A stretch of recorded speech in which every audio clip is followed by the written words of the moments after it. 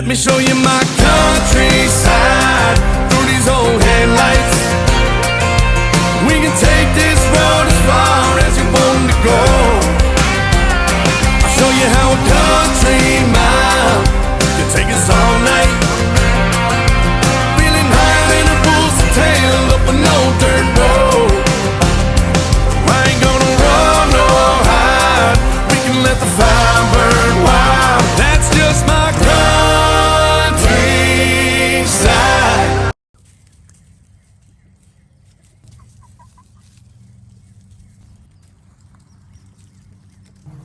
Hey guys, what's up? Welcome back to the channel. Thank you for tuning in with us. We wanted to take just kind of a breather here, sit down, collect our thoughts, and update you guys with the multiple, I guess, generations or stages within the chickens that we have here on our farmstead. Right now we have, how many? 6. So right now we have about 6 different stages. Yeah, but basically 6 different hatches. The first couple coming from our original breeder friend, where we got our barred rocks originally. And then the second round came from her also. And then now we've hatched out different ones in different stages. We're selling many of those. People have ordered some of the hens. We're going to flock swaps and selling some of those. So they're kind of moving through our flock at different stages right now. We thought since we have 6 stages, I believe 5 or 6 stages right now here, we can kind of look at each stage and talk a little bit about each stage. Yeah, and right now we have our garden flock that we are utilizing strictly for breeding purposes. So those hens and that rooster will be our top genetics. We are getting ready to get rid of one of them, and we'll show you him because he does have some, it's called leakage, which is some like discoloring. He's beautiful, but he does not have the desired strictly just black and white or gray, it kind of looks like. So anyways, we wanted to kind of take you through. Our pasture flock is used for just egg production, and then we do have roosters within there that do give us fertile eggs as well, but primarily they are only just used for eggs that we sell and that we use here on our farm. Right. The roosters are kind of there since they're in the pasture. They're moved every week or two, kind of there for protection too. We have hawk issue here, so we have in that flock right now 4 roosters. It was 5, but now, well, I guess we have 5, but one's a baby. So he's kind of, we're not counting him. We've got a couple of adolescent roosters and a couple of grown roosters. Yep. With that flock of, is it 30? Like, yeah. 32 hens? 30, 32, something like that? I don't even know anymore. Something like that. So there's about 6 or 7 hens per rooster. But I mean, in reality, the top 2 dominant roosters right now claim all the hens. So that's just chicken hierarchy, I guess. They don't share evenly. They don't share well. No. But the top 2 have kind of their own little sets of ladies that they tend to be around. They don't bother each other with those. The adolescents are kind of trying to claim some of the hens, and they're getting fought off by the older roosters. No major fights between the 2. We did have another rooster, which we're going to talk about, that was the alpha in the pasture flock until a couple of days ago, and it looks like the other 2 roosters that were his age basically ganged up off him, beat him up pretty well. He had gotten attacked by our garden flock rooster, Domino, a couple of months ago. You guys have heard me talk about that a little bit. And Domino took his eye, basically, and he's never really been the same since then. So I think the other 2 saw weakness in him and took advantage and kind of really beat him up. So we pulled him out. He's separate right now. And this was just literally like yesterday. Yeah, yesterday. That we pulled him out. So we'll show you kind of his setup, but we do want to go around to the different chicken like housing that we have here and kind of give you a breakdown and just kind of show you what is happening within each stage here. So we're going to take you around. These guys here are our 10-week-old chicks here that we hatched out. We did sell some to a friend, so we have less hens than the original batch, and then we also sold some of the roosters. So they are residing now, as of last night, in the main chickshaw with the pasture flock. All right, so the 10-week-old-ish, 10 or 11-week-old chicken or chicks that are here that she was just showing you, we have 7 hens and 1 rooster. One of the hens I noticed is not with them. They usually stick together, but there's one probably in the coop area. So there's 6 hens here and 1 rooster, which we're gonna keep all of them.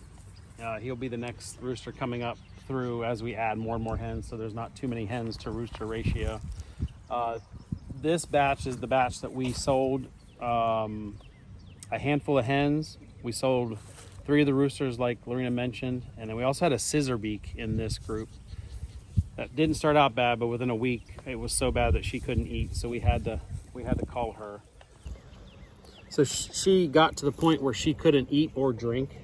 Her bill got so crossed over. Sometimes it doesn't get that bad, but hers was really bad where she was starting to get weak. She would just stand around, she wasn't eating, so we had to put her out of her misery, unfortunately, when she was only about a week, 10 days maybe. 10 days or so. Yeah. But these are the 8 that we have left. 7 hens we're going to add to our flock, and 1 rooster that we're going to work in the mix. Okay, so here is one of the, we call them teenagers. So these are the one of 2 teenage roosters. We have Brantley and Blake. There he is. So these 2 are our teenage roosters that Mama Autumn hatched out, and then we have some of the teenage hens as well. There's my Mama Autumn. That's my girl. Yeah, she was our only one that successfully has hatched out. How many did she hatch out? 9? 7? 9? 7. I think it was like 7 or 8. Yeah. So and we have all those hens that are in the flock now, and then the 2 adolescent roosters. yep, so we have the teenage roosters and the teenage hens among the adults here as well. Okay, so here are some of the adults. We do have some other breeds. We have some Easter eggers out here as well because we're not actually selling them for chicks or hatching eggs. We do have a couple other breeds in here, just the Easter eggers, and then we have some crosses between the Easter eggers and the barred rock. So here is one of our adult roosters. Who is that? Is that Jason or Garth? Garth. There's Garth. Hi, Garth. And then the other adult rooster is behind me. Okay, so here's Jason, and yesterday we noticed that You better watch him.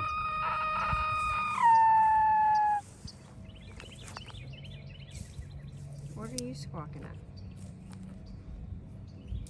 So yesterday we noticed that he actually started chasing Luke, which Luke has always been our top dog.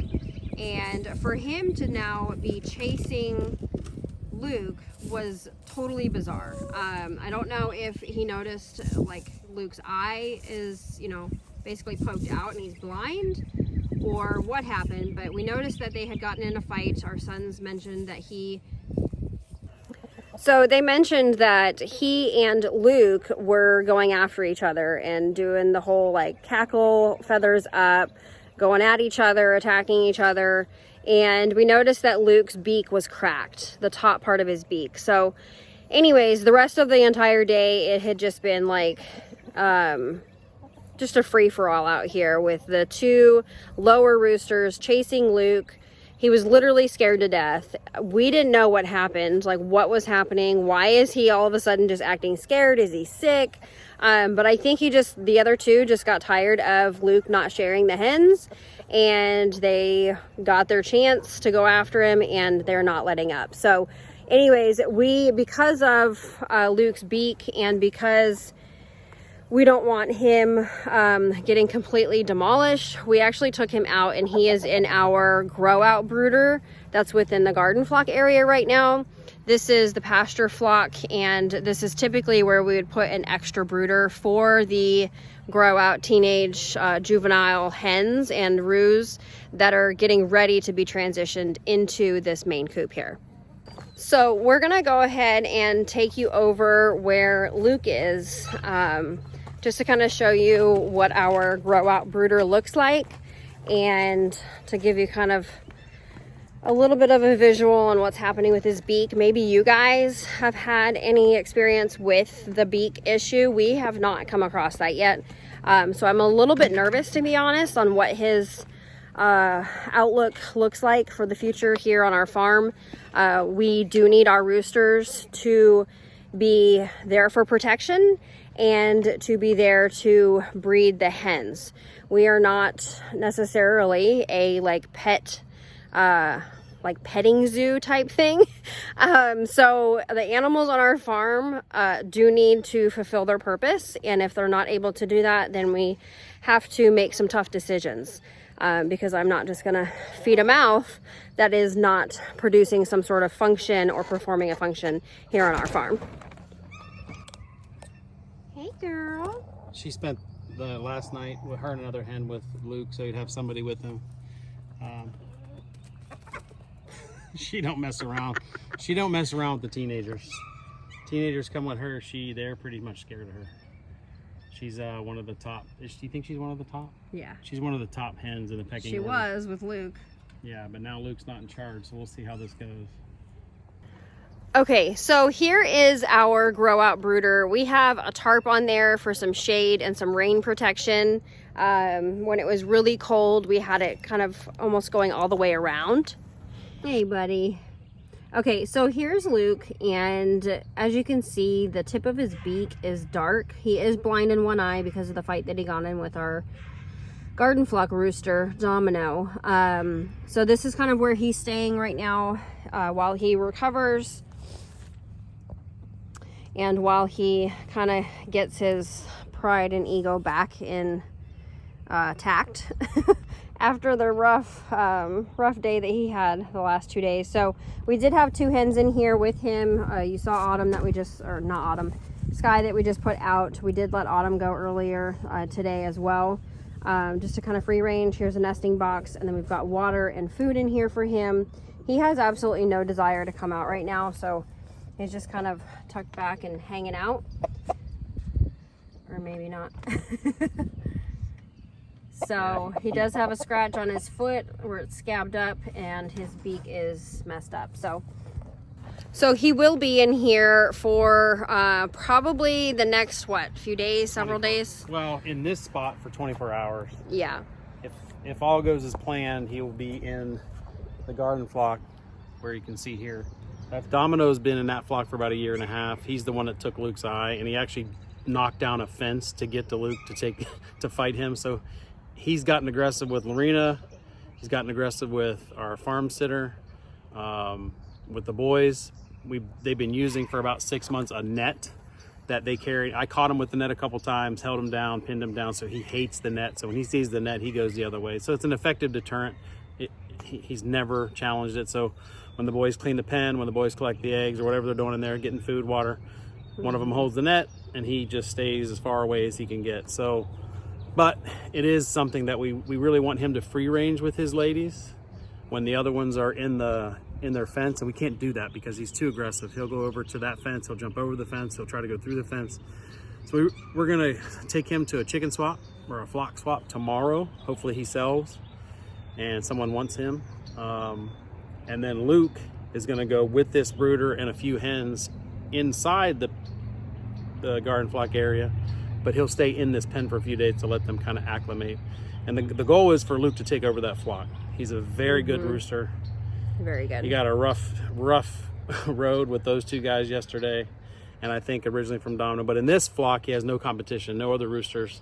He's basically just taking care of his hens, and he should be able to free range when those other ones are penned up. So here is the garden flock. There's Domino there. You can see he is not completely just black and white. He does have that leakage that I was talking about, which is not necessarily a desired if you're actually trying and working on improving the breed. But he is a great rooster. He's very militant in his style and how he runs things. The hens don't particularly care for him, to be honest. We did have 2 other roosters in here, 3 of the roosters when we got them, and they just don't care for him. They liked the other ones better, but unfortunately those ones are no longer on the farm, and so Domino is kind of what they're left with, and they don't really care for him. So that, coupled with the fact that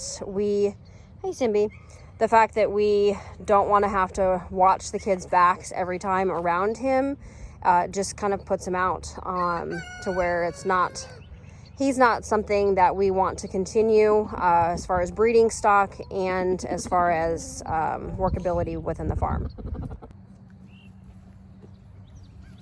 Go. So Domino has redeeming qualities. That's why we've kept him. He is very good at protection, very good at managing his ladies. He comes out every morning at 6 o'clock. Will not let them out until he walks around the coop about 10 times, goes in every corner of the run, looks at everything. Then he tells them that they can come out. It's every morning he does the exact same thing. So he's a good rooster for what? Protection, for managing the hens, for keeping things in check. He is militant, like Lorena said.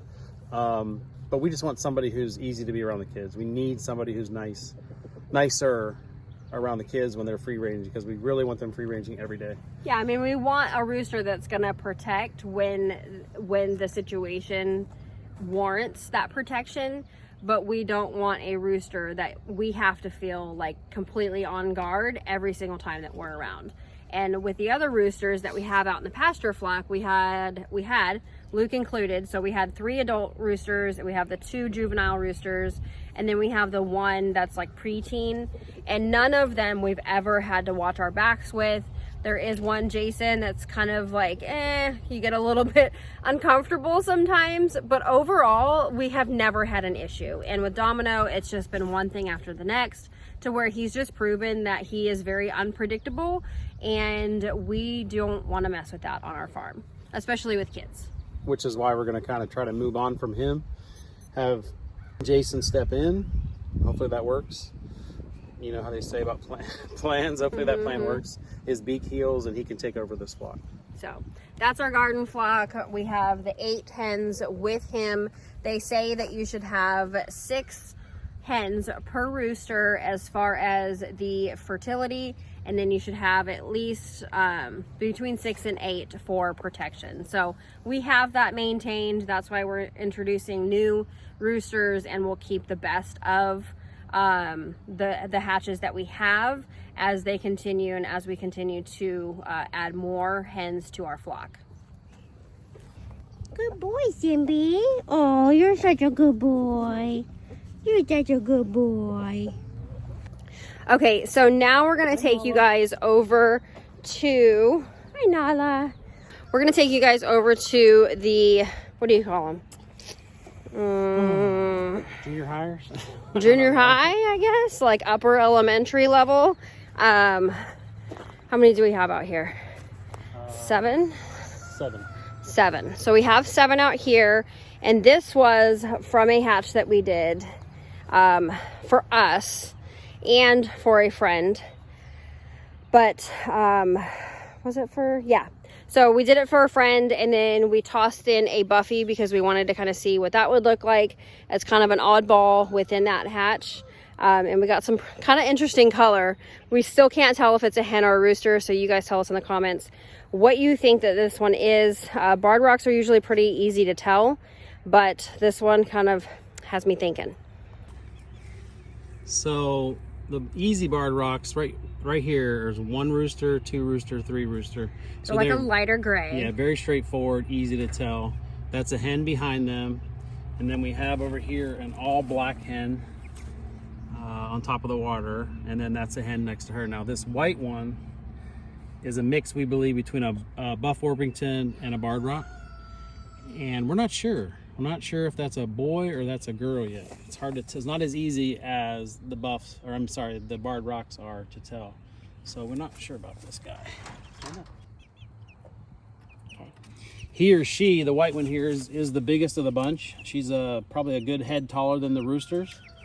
But, I mean, she really, the head looks like a rooster with her comb. But I don't know. His comb, I guess I should say.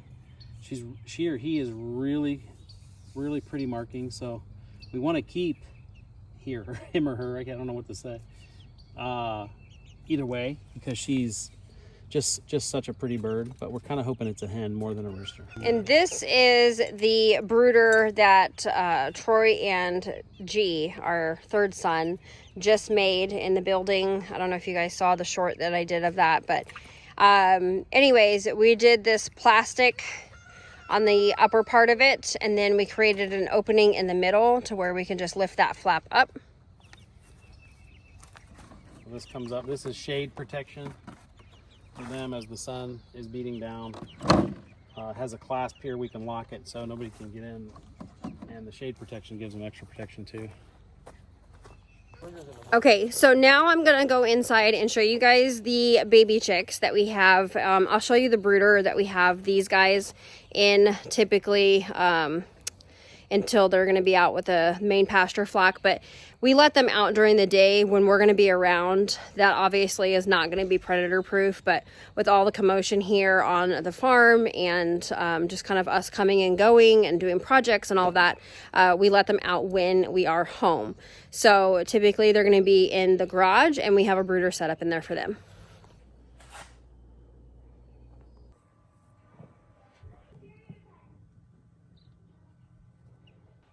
Okay, so you just saw our incubator here and the tote that we have the chicks in.